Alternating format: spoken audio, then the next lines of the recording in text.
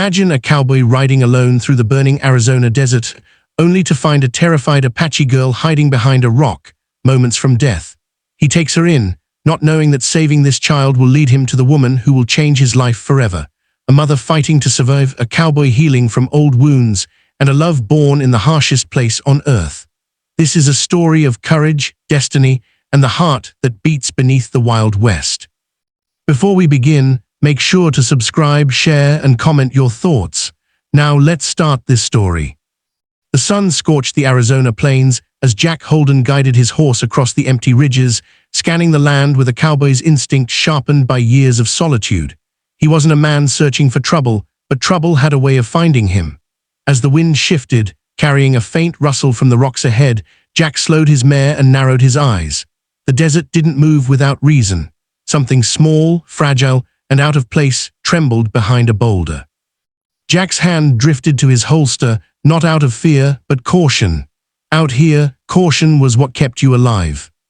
He dismounted with the slow, deliberate steps of a man who had learned to read danger in silence. When he rounded the boulder, the last thing he expected was a child. A small Apache girl sat in the dirt, knees tucked to her chest, hair tangled like the desert brush, eyes dark with fear and exhaustion, her thin arms wrapped protectively around herself as if the world had given her little else to hold on to. Jack froze, stunned. Children didn't wander alone in this land. Something terrible had happened, something she couldn't say but didn't need to. He crouched low, placing his canteen between them, then backed away with open palms. She flinched, her breathing shallow, but her gaze locked onto the water. Hunger and thirst overpowered fear, and she lunged forward, drinking as though she had walked through a month of sandstorms. Jack watched quietly, a heaviness forming in his chest. Life on the frontier had taken much from him, but even after all he'd lost, he couldn't leave a child like this. When she finished, she pointed to her chest and whispered, almost inaudibly, "Sani." Jack nodded gently, letting the name settle in the air like something fragile. He lifted her carefully onto his mare and rode toward his ranch without another thought. The desert stretched endlessly around them, a harsh reminder that survival was a privilege, not a promise. Sani clung to the saddle horn, her small fingers gripping tightly as if she feared he might disappear. Jack spoke little, but his calm tone soothed her trembling form. When they reached his cabin, a simple wooden structure carved from the sweat of his lonely years, he helped her down and guided her inside. It was a quiet place, filled with the smell of leather, dust, and a kind of silence that was no longer empty. Sani watched every move he made, her eyes sharp and alert. Jack warmed stew over the fire and placed a bowl in front of her. She hesitated before eating, as if waiting for permission, then devoured each spoonful with desperate hunger. When she finished, she sat still, hands folded tightly, unsure of what came next. Jack understood more from her silence than he could from any words. She had lost something, perhaps everything. That night she slept curled near the fireplace, breathing softly, while Jack lay awake on his cot, wondering what kind of world had pushed a child into the desert alone. The following days unfolded with unexpected rhythm. Sani shadowed him quietly, moving with the wary grace of someone who had never known safety. She cleaned the bowls without being asked, fed the chickens, swept the floors, and waited patiently for gestures of approval. Jack found himself adjusting his routines, slowing down when she walked behind him, speaking gently so she understood he meant no harm. She rarely spoke, but the more time passed, the more her silence felt like trust rather than fear. Jack realized that somewhere between dawn and dusk, he had accepted responsibility for her without question. It wasn't until he trimmed her tangled hair one evening that she began to speak in fragments. Broken words, hand signals, the shape of tragedy painted through gestures rather than sentences. Fire, running, screams, lost. Jack pieced together the painful puzzle. Her village had been attacked, people scattered, families torn apart. Sani had been separated from her mother in the chaos and had wandered aimlessly until he found her. The realization hit him hard. Jack knew the sting of losing family. He could not let her carry that wound alone. He made her a quiet promise that night, though she might not have understood every word, he would find her mother. Even if he had to ride every ridge in the territory, he would not stop searching. Each morning after that, he saddled his horse and rode out, asking questions where he could, risking unfriendly stares and suspicious glances. The frontier wasn't kind to Apache, and not every door welcomed a man asking about them. Still, Jack searched relentlessly, refusing to return home until sunset turned the sky gold and violet. When he returned empty-handed, Sani didn't cry. She simply sat beneath the old cottonwood tree, staring toward the distant mountains with quiet heartbreak. Jack watched her from the doorway, a knot tightening in his chest. He had once vowed never to let himself care again, not after losing his own family. But Sani had found a way through the cracks in his heart, and now he carried her pain as if it were his own.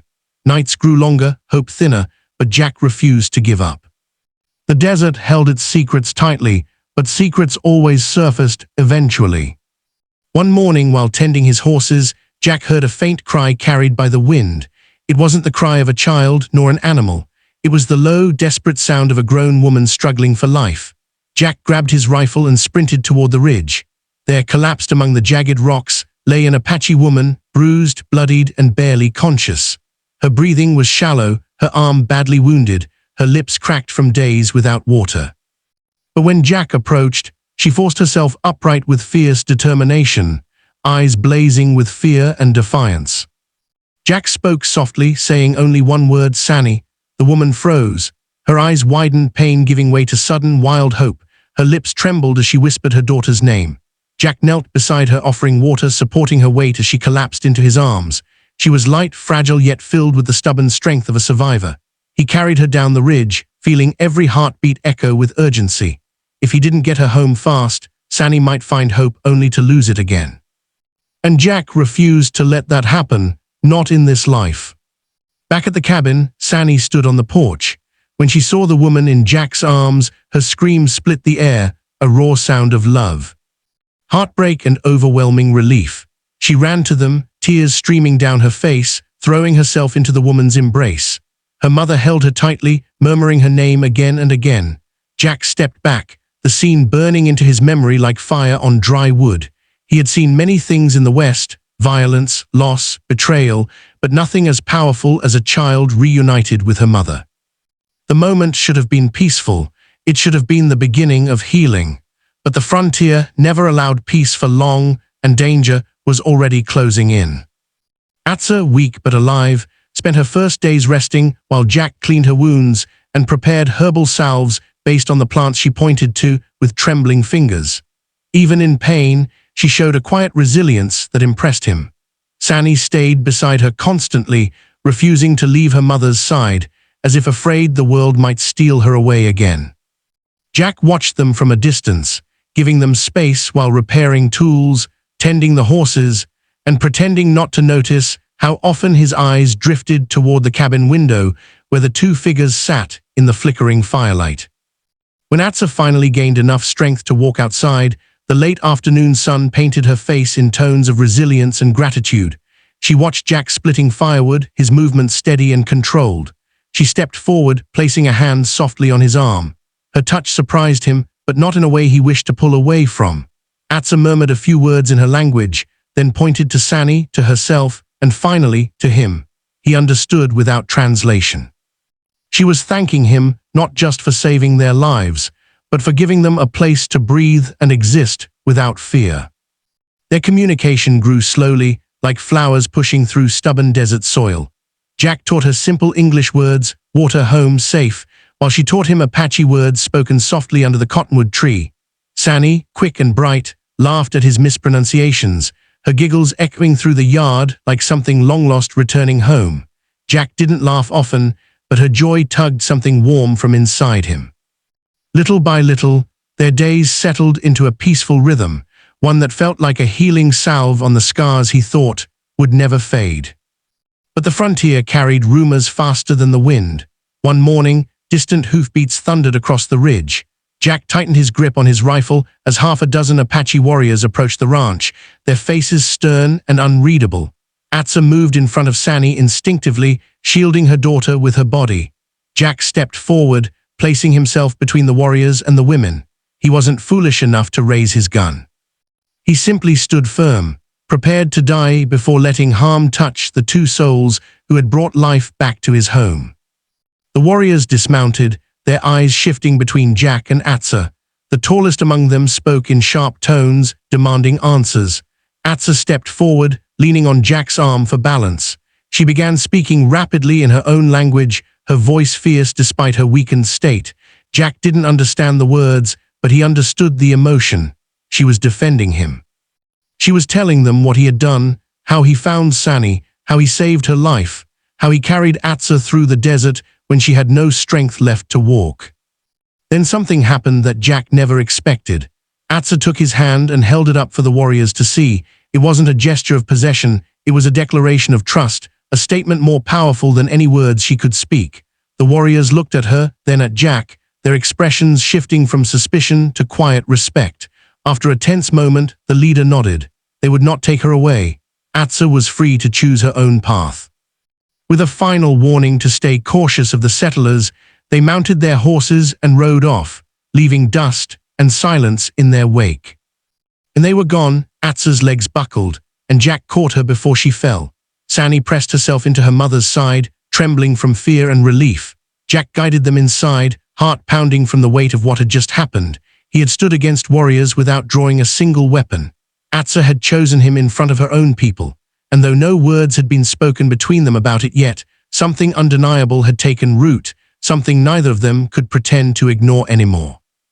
Life settled again, but something had changed. Atsa began spending more time nearby, her presence soft but steady. She helped with cooking, mending, and caring for the small garden behind the cabin. She laughed more, a quiet melody that eased the pain inside Jack's heart. Sani followed them everywhere, weaving wildflowers into small braids that she tucked into Atsa's hair and sometimes into Jack's hat when he wasn't looking. Jack pretended not to notice, but secretly he kept the flowers longer than he should have. As weeks passed, Jack found himself drawn to Atsa in ways he had never allowed himself to feel since losing his first family. She moved with a combination of strength and gentleness that fascinated him. Her eyes, dark and reflective like deep river water, held stories he longed to understand. When she smiled, truly smiled, it felt like sunrise breaking through years of storm clouds. Yet he kept his distance, unsure if she wanted more than gratitude. Love was a dangerous thing in the West. It could heal, but it could also destroy. One evening while Sani slept by the fire, Jack and Atsa sat outside beneath the vast desert sky. The moon cast a silver glow across the land, turning the plains into a quiet sea of light. Atsa reached toward Jack, touching the scar on his forearm gently. She spoke his name, then placed her hand on her chest. Jack's breath hitched. He understood what she meant. She wasn't thanking him. She was telling him something deeper, something she couldn't express in his language yet. Something he feared to acknowledge, but desperately hoped was true. Jack placed his hand over hers. No words were needed. The silence between them was full, heavy, and warm. She leaned into him slowly, resting her head on his shoulder, and he closed his eyes, letting the moment wrap around them like a blanket woven from every hardship they had survived. For the first time in years, Jack felt whole, not healed completely, but mending. Atsa was not a replacement for his past. She was the beginning of a new chapter he never believed he would be brave enough to write. With time, their lives intertwined naturally. They worked the land together, protected Sani together, shared joy and loss together. The ranch no longer felt like a lonely man's refuge. It felt like home, a place filled with laughter, belonging, and new beginnings. Jack built a small room for Atsa and Sani, though they spent most evenings by his side, their presence a soft reminder that love could grow in even the harshest soil. Atsa learned English slowly, and each new word she spoke filled Jack with quiet pride. Their love story didn't need grand declarations or dramatic endings. It flowed like a river, steady and unwavering, carving a path through the rugged landscape of their lives. The cowboy who once believed his heart had turned to stone discovered that love could bloom even in the wild desert. Atsa, who had faced loss with fierce resilience, found safety with a man who treated her strength with reverence. And Sani, brave and bright, became the bridge that brought two broken worlds together.